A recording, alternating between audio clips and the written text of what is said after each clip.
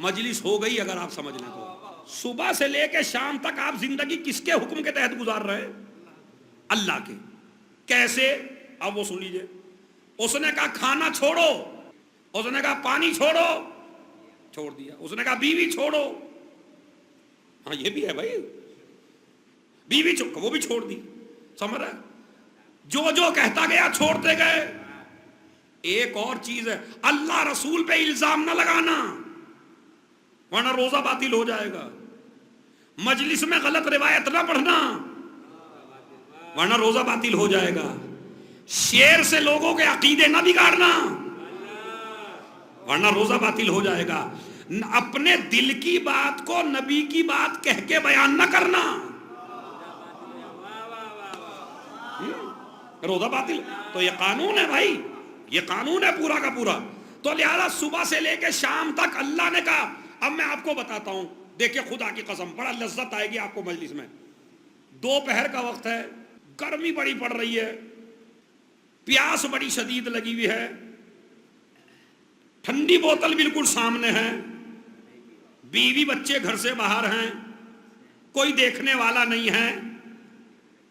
پانی پی لے, کیوں نہیں پیتا؟ کون سی طاقت ہے جو اسے روک رہی ہے پانی پینے سے؟ بس سن لیجیے, آج سمجھ میں آئے گا ایمان کسے کہتے ہیں. یہ جو اکیلے میں تمہیں پانی پینے سے طاقت روک رہی ہے اسی کو ایمان کہتے ہیں. بس ماشاءاللہ انشاءاللہ پیچھے تک کے لوگ جہاں جہاں بھی بیٹھے ہیں سنیے ذرا غور سے.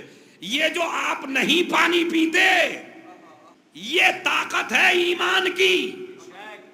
پی سکتے ہیں مگر نہیں پیتے. روزہ ہی سب سے زیادہ قریب کرتا ہے تمہیں جناب عباس سے. میں تو سمجھ رہا تھا جھانسی کا مجمع بڑا فضائل سننے والا ہے. روزہ ہی سب سے قریب کرتا ہے جناب عباس سے. وہاں فرات قبضے میں ہے, بھائی کی محبت میں نہیں پیا, یہاں بوتل سامنے ہے.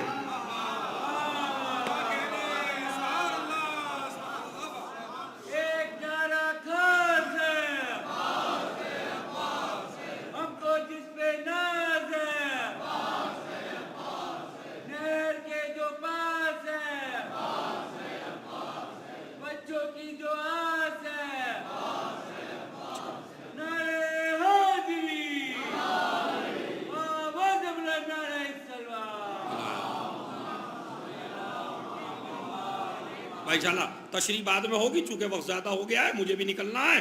ابھی تو جو اصل مطالب تھے وہ میں آپ کی خدمت میں شروع بھی نہیں ہوئے ہیں, جو خطبے میں اصل مطالب ہیں تو وہ سن لیجئے. کیا ہے؟ آپ نے نہیں پیا, کیوں؟ اس لیے کہ آپ کی زندگی گزر رہی ہے اللہ کے حکم سے. تو آپ کا سانس لینا عبادت, نومکم فیہ عبادہ, اس میں تمہارا سونا بھی عبادت. روزہ رکھ کے سو جائیے عبادت. ہم نے کہا اب تو چھوڑ دیجئے مسجدوں میں کہنا الصلاۃ خیر من النوم, نماز سونے سے. کیا کہتے ہیں صبح کی نماز میں؟ الصلاۃ خیر من النوم, نماز سونے سے بہتر ہے. نبی کیا کہتے ہیں؟ روزے دار کا سونا عبادت ہے. اس کا مطلب یہ ہے نہ نماز عبادت ہے نہ سونا عبادت ہے. جب اس کا حکم ہو سونے کا, ارے وہ تو خدا کی قسم طاقت لگا دیجئے, جب اس کا حکم ہو سونے کا تو سونا عبادت ہے, جب اس کا حکم ہو جاگنے کا. تو یہ محاورہ صحیح نہیں ہے کہ نماز سونے سے بہتر ہے, نہیں, وقت پڑ جائے تو سونا بہتر ہے. اسی لیے علی کو مرضی کا مالک جاگتے میں نہیں بنایا. ارے میں توجہ چاہتا ہوں, بس آخری جملہ ہے. ارے جاگتے ہوئے مرضی کا مالک نہیں بنایا. ادھر علی سوئے, ادھر اللہ نے اپنی مرضیاں ساری سونپ دی, مرضی کا مالک بنا دیا. کیوں؟ بستر بدل جائے تو نیند نہیں آتی, خطرہ بڑھ جائے تو نیند نہیں آتی, عادت بدل جائے تو نیند نہیں آتی. علی تین تین چیزوں کا مقابلہ کر رہے ہیں. نہ سونے کی عادت ہے, خطرہ بھی ہے, مستقل جاگ کے عبادت بھی کرتے ہیں. علی کے گھر سے ہمیشہ تکبیروں کی آواز آیا کرتی تھی. آج علی کیا کہتے ہیں؟ جیسا آج سویا بس آخری جملہ مجلس کا، جیسا آج سویا ایسا کبھی نہ سویا. آپ سو جائیں اپنا روزہ بچانے کے لیے تو عبادت ہو جائے، جو رسالت بچانے کے لیے سوئے اس کا سونا عبادت نہیں ہوگا. بس عزیزو، تو وہ سو گیا تو عبادت بن گیا، ادھر روزے دار سو گیا وہ عبادت بن گیا. اور اب میں اس کو عمل کے طور پہ آپ کی خدمت پیش کرنا چاہتا ہوں. من تلافی ہے آیت من القرآن، جو آدمی رمضان المبارک میں ایک آیت پڑھے گا اسے پورے قرآن کا ثواب ہے. اب میں ایک آیت ابھی پڑھوا دیتا ہوں. بسم اللہ الرحمن، پڑھ لیجئے جو روزے سے ہیں، جو روزے سے نہیں وہ بھی پڑھ لیں. بسم اللہ الرحمن، ایک آیت ہو گئی. ایک آیت یعنی ایک ایک آدمی کا ایک ایک قرآن پڑھ ختم ہو گیا. یہ اللہ کی طرف سے آفر ہے صرف اس مہینے میں. 11 مہینے میں آپ پورا قرآن پڑھیں گے تو ایک قرآن کا ثواب ہے، مگر آفر لگی ہوئی ہے اس مہینے میں، آیت ایک پڑھے گا ثواب ایک قرآن کا دیں گے. اچھا سن لیجئے، نبی کی حدیث ہے، کوئی ایسا نہیں ہے. آپ کہیں گے ایسا کیوں ہوتا ہے، وہ بھی بتاتا ہوں. لِكُلِّ شَيْءٍ رَبِيعٌ وَرَبِيعُ الْقُرْآنِ شَهْرُ رمضان، ہر چیز کا ایک موسم ہوتا ہے. قرآن کا موسم ہے رمضان. ابھی آم کا موسم چلے گا، دسہری کا آم 25-30 روپے کلو کھاؤ گے، لیکن اب لے کے مانگو گے تو 400-500 روپے کلو دے گا، ذائقہ بھی وہ نہ ملے گا. کیوں؟ اس لیے کہ موسم کی چیز پیسے کم دینے پڑتے ہیں، چیز اچھی ملتی ہے. قرآن 11 مہینوں میں پڑھو گے ثواب الگ ہے، مگر جب فصل کے جو موسم میں پڑھتا ہے تو اچھا اگر ایک سورہ فاتحہ پڑھ لو آپ پڑھنے مرنے والوں کے لیے، ایک سورہ فاتحہ صبح میں، ایک سورہ فاتحہ رات میں. اور ایک عمل اور بتا دوں، انا انزلنا نہ بھولیے گا.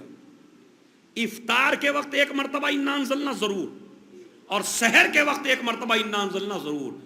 جتنا ایک شہید جو اپنے خون میں لت پت ہو، جتنا اس کو ثواب ہے، اتنا ہی ثواب خالی انا انزلنا پڑھنے والے کو ہے. افطار کے وقت کھانے پہ ٹوٹ نہ جانا بھائیوں کی طرح، پہلے یہ عمل کر لو. سمجھ رہے آپ؟ تو ایک مرتبہ انا انزلنا پہلے، اور ایک مرتبہ انا انزلنا افطار کے وقت، ایک مرتبہ انا انزلنا سحر کے وقت. میں خالی فاتحہ کا ثواب بتا رہا ہوں آپ سے، مجلس تمام ہو گئی. فاتحہ 7 آیتیں ہیں سورہ حمد میں، اور 12 آیتیں ہیں قل واللہ میں. چونکہ ایک قل واللہ میں 4 آیتیں، 3 مرتبہ قل واللہ پڑھی آپ نے، کتنی آیتیں ہو گئیں؟ 12. ایک مرتبہ سورہ حمد پڑھا، 7 اور 12. اور ویسے عام دنوں میں فاتحہ 2 قرآن کے برابر ہے، 19 اور 2 21. اگر آپ اپنے مرحوم کے لیے رمضان المبارک میں ایک سورہ فاتحہ پڑھیں گے تو 21 قرآن کا ثواب ہے. یہ آفر نہیں ہے تو کیا ہے؟ اور یہ تو میں نے آیتوں کا ثواب بتایا ہے، صلوات کا نہیں بتایا ہے. صلوات کا کتنا ہے وہ تو اللہ ہی جانتا ہے. بس ماشاءاللہ آپ نے بہت اچھا سنا. اللہ آپ کو آباد و شاد رکھے.